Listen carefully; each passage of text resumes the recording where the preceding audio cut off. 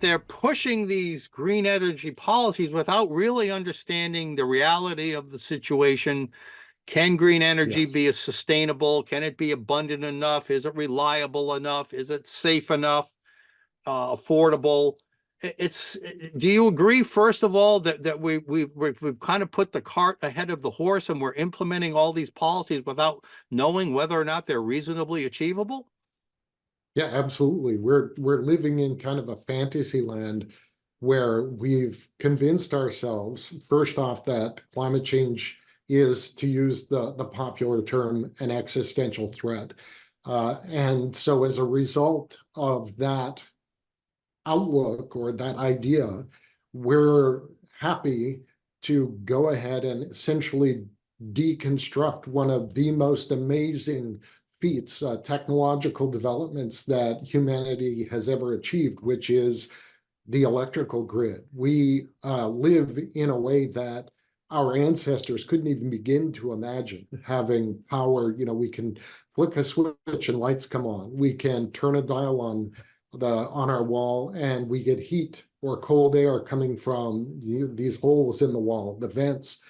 And we have pretty much deliberately and willingly set out to demolish that grid. And yeah, the things that we're building now, not only Tim and I in our report, but also, you know, all of the grid managers at the international, the federal, the regional, the state level, they're all publishing things saying, look, this plan to decarbonize and to transition from reliable energy sources like fossil fuels and nuclear to non-dispatchable, or what they call variable generation, like wind and solar, Yeah, is yeah. having material So, problems so with you the said grid. something there. You really think this path, this non-research, non-science-based path, whether you believe it's an essential threat or not, I don't, but some people do. But Right. even if that were the case, we're going down a path that we don't know what the results will be. We don't know what the Exactly. output will be.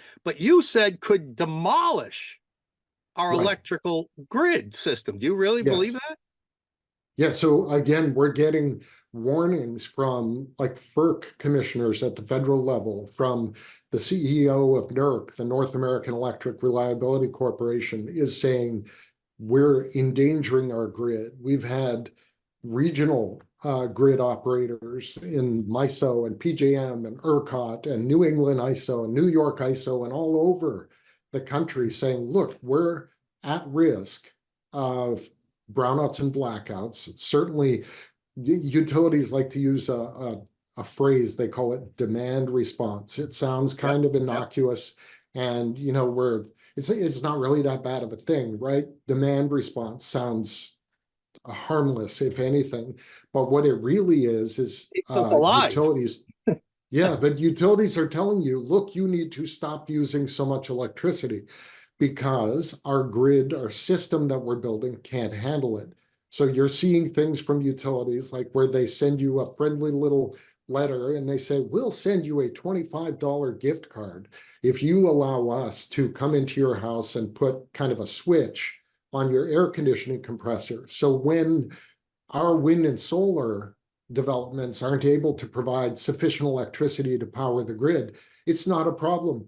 We'll just turn off your air conditioner and then the system is stable. So they've convinced people now that shutting off our appliances in our homes is a way to keep the grid stable. So this is not just a thirst for control, which is part of it over people's lives, but it's a Right. necessity because the more we go towards these green energy policies, the more we're going to have to ask people to stop using less of it because green energy sources, right, just right now, cannot fulfill the demand. I mean, is that safe to say? Exactly.